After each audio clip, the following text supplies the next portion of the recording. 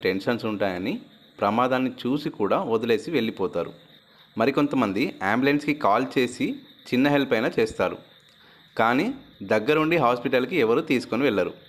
ఈ క్రమంలో కేంద్ర ప్రభుత్వం కీలక నిర్ణయం తీసుకుంది. రహదారి ప్రమాదాలు జరిగినప్పుడు వెంటనే స్పందించి బాధితులను ఆదుకునే వారికి 5,000 రూపాయలు పారితోషికంగా ఇవ్వనున్నట్లు ప్రకటించింది.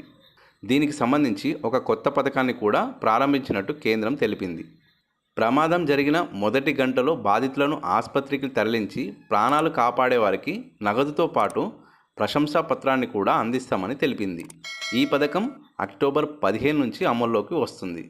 ఇందులో భాగంగా జాతీయ స్థాయిలో ఉత్తమ ప్రాణదాతలుగా నిలిచిన 10 మందికి ₹1,00,000 చొప్పున అందించనున్నారు. ఈ పథకంలో భాగంగా ప్రమాదం గురించి పోలీసులకు మొట్టమొదట ఎవరైనా సమాచారం అందిస్తే ఆ వివరాలను డాక్టర్లతో కన్ఫర్మ్ చేసుకున్న తర్వాత